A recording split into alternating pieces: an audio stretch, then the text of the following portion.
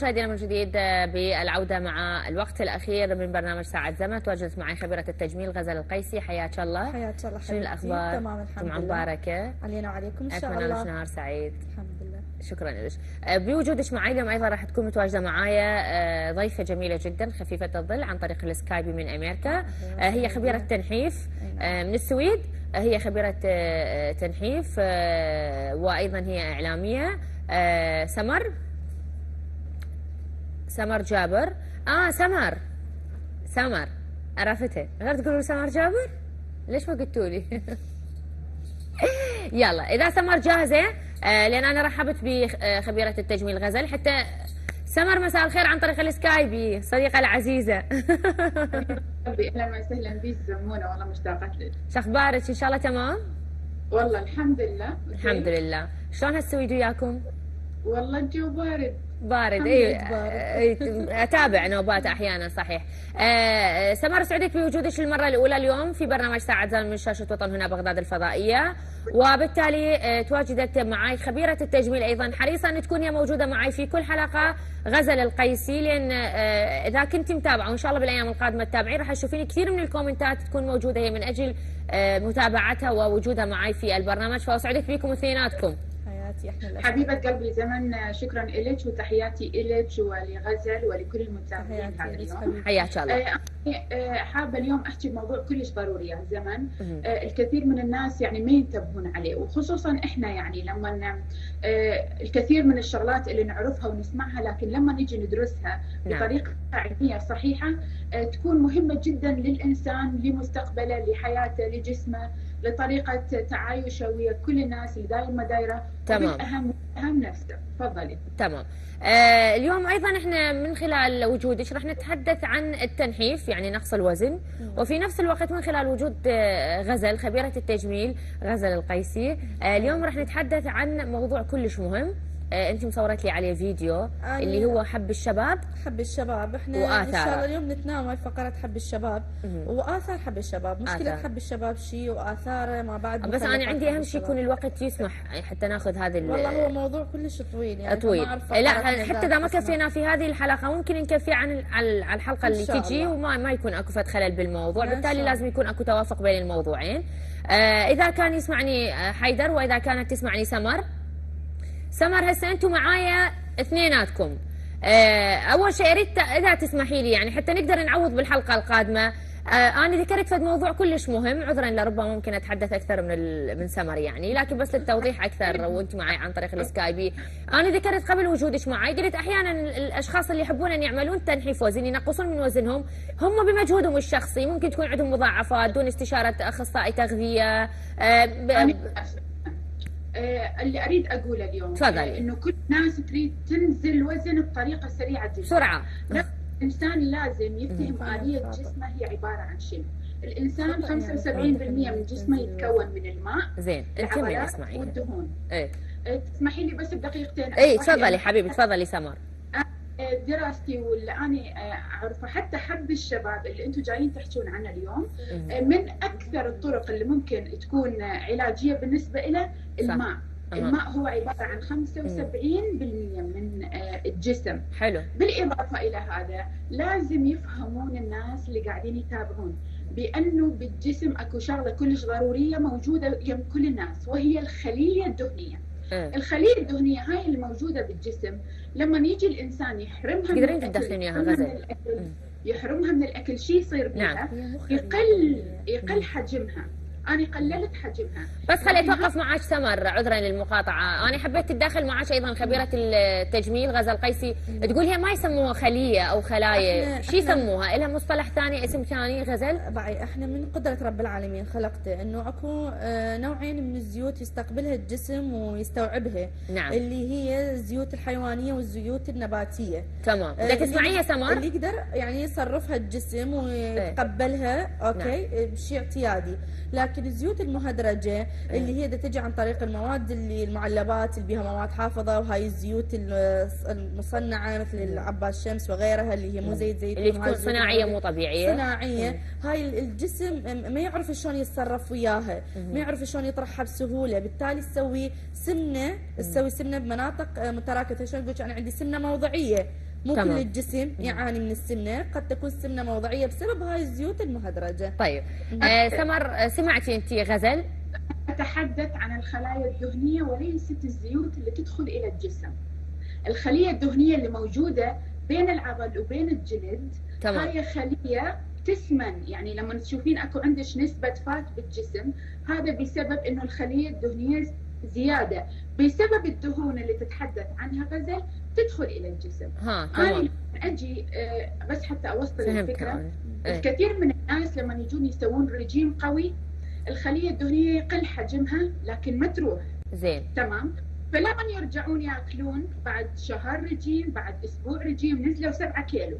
زين. لما يرجعون ياكلون مره ثانيه شو يصير عندهم؟ يصير عندهم الدبل دبلين، 4 إلى 5 إلى 6 كيلو زياده، يعني اللي فقدوه ودبل. زين. ليش؟ لانه الجسم عنده نظام حمايه. شلون عندك جمل في الظروف الصحراويه يخزن الدهن في ظهره، فالجسم شو يسوي؟ الخليه الدهنيه حرمتيها من الاكل فصغرت صغرت صغرت صغرت صغرت. لما تجين انت تاكلين فجاه ترجع تكبر بطريقه عشوائيه. زين. مو حتى هسه انا همين انطي وقت لغزل حتى شوي همين نتحدث عن الموضوع مال حب الشباب، واذا ما كفينا عذرين نكفي على الحلقه القادمه ان شاء الله. وسمر انت راح تتواجدين معي ايضا في كل حلقه يعني، وراح نعطيك همين الوقت الكافي بالحلقه القادمه يعني. هاي اليوم كتجربه انت معي اليوم وان شاء الله تكونين مرتاحه. سمر، اريد نقاط اساسيه صحيحه لاتباع النظام الغذائي الصحيح من اجل التنحيف، يعني الضعف، نقص الوزن. الماء 75%، كل انسان لازم يشرب لترين مي، المراه والرجل لازم يشرب 3 لترات مي يعني. تمام. انا اريد اقول بس للي قاعدين يتابعون، اذا انت تريد تخسر وزن لازم معناته لو تتعرف بطريقه صحيحه او تكون عمليه ايضا بطريقه صحيحه. زين اذا انت ما تشرب مي شلون راح تخرج الاملاح وتخرج الدهون بطريقه صحيحه؟ المي رقم 1، النشويات رقم 2.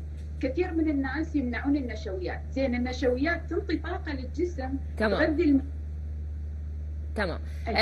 سمر، أنا مضطرة أن أقول لك شكرا لك ولوجودك معي وسعدت بيك، والجمعة القادمة جهزي لي حالك، راح يكون الوقت أكثر معك ومع غزل ومع كل الضيوف اللي متواجدين معي، وإن شاء الله نعطي معلومات بها أكثر إفادة حول نقص الوزن الضعف يعني. تمام؟ تحياتي لك وشكرا. تحياتي لك وسلامي للوالدة وللأهل بالكامل، دير بالك على نفسك. حبيبه قلبي، مع السلامه. شكرا جزيلا، مع الف سلامه. حياك الله سمر. بالعوده الى غزل مره اخرى، مساء الخير. باقي لي 5 دقائق، والخمس دقائق راح تكون كلها الك تحدثي لي عن حب الشباب. راح احاول اختصر. لا تختصرين، خلينا نعملها بمراحل حتى على المرحله القادمه ما تكفي لي يعني. بما انه الفقره موجود يعني اخذت 5 دقائق فقط، راح نقول انه حب الشباب هي عباره عن انواع من حب الشباب، ليس لنوع واحد. تمام. خلينا نقول يعني شنو انواع حب الشباب. نعرف انواع حب الشباب ومتى يظهر حب الشباب، وهل لديه سن معين ام لا. حب الشباب احنا نقول يظهر من مرحله المراهقه، من سن المراهقه ما بعد. نعم. يعني احنا كنا دائما نقول انه سن المراهقه يظهر بحب الشباب لحد ما سن البلوغ. هسه اكو ناس يعني يظلون يلعبون لا بيها حاليا هسه ماكو. انا ما اقدر مثلا اعطي سن معين، يعني انا يجيني من سن المراهقه وباقي وياه لحد سن يعني 30. من 12 مثلا. نعم، من سن 12 13 سنه، من سن المراهقه لحد سن 30 سنه يجي. انواع الحبوب مو نوع واحد، عندنا كثير من انواع الحبوب. ظهوره مو بمنطقه معينه، ما نقدر نقول ظهوره فقط بالوجه، لا، ده يظهر ب4 مناطق. ده يظهر عندنا بالوجه، بالرقبه، بالاكتاف، بالصدر، وحتى بالظهر. نعم. فالظهوره ايضا مو بالوجه قلنا فقط، هو مو بس حتى بالجسم ممكن يصير. بالجسم اللي انا شرحت لك اياه، بالصدر وبالاكتاف، المناطق الاكثر اللي يتظاهر بها وجه، خصوصا عند الجسم الدهني يتكاثر اكثر. هي البشره الدهنيه تعاني من مشكله الحب يعني. والحب قلنا انواعه، من تكون حبوب على شكل حبوب ملتهبه حمراء، او يكون بها رؤوس بيضاء او رؤوس سوداء. وطبعا تتراوح معالجه هذه من مرحله اخرى. عندنا يعني تقرير انت مشتغل تعذرنا المقاطعه؟ انا مشتغله تقرير لاثاره ما مجال الشباب. يلا نقدر ننجله عن الحلقه الجايه صح؟ يلا. يعني التقرير اللي حضرت اياه انه مخلفات حب الشباب. اوكي انه اثاره، لانه هم خلفت حب الشباب اما يعطيني بقع بنيه نعم او يعطيني هاي الحفر المسامات الواسعه، هاي مخلفاته. تمام. فاحنا حب الشباب قلنا مشاكل عديده، منها نوعيه الحب، كيفيه طرق معالجه الحب واثاره، سنه. هل سألتيني فيما سبق حلقة الكلف هل الأكل يأثر على هو بسألك الوجبات الدسمة، الأكلات الحارة. فأنا بقيتها قلنا الكلف إنه ما عليه بالوجبات الغذائية وما يتناولها الشخص. أما عكس الحبوب لا، الحبوب لها علاقة بالوجبات الغذائية وما يتناول الشخص من زيوت، من أشياء تدخل بها السكر الصناعي. يعني احنا نقول هاي الباباسي والحلويات، المشروبات الغازية، يعني هالمشروبات الغازية بأجملها، والحلويات، الشيبس، يعني هاي الأمور اللي يكون بيها، حتى العصائر الصناعية هاي كلها تأثر. واكو يعني حالات عديدة حتى أكلات تأثر. احنا نقدر يعني شلون احنا نسحب هاي الأكلات اللي حتأثر في زيادة إفراز الغدد الدهنية لكلا الجنسيات طبعا، ونقدر نضيف شغلات يمكن يستفاد من عندها. وطبعا واقيات صحيه ومضادات كيميائيه وطرق معالجه كثيره، منها عن طريق الليزر ومنها عن طريق الدرمارو. نعم. غزل اني حريصا اكون معك وتكونين معي في كل حلقه. نكفي على الحلقه القادمه ووعد، يعني عذرا لانه كل شويه وصلنا متاخرين يعني بدخولنا لهذه الفقره، وتعرفين يمكن شويه اخذنا ما بين السكايب وما بين حضرتك، لكن اتمنى نكفي بالحلقه القادمه عن حب الشباب وآثاره بطريقة أكثر يعني وضوح، ونعطي أيضا التقرير اللي أنت عاملته.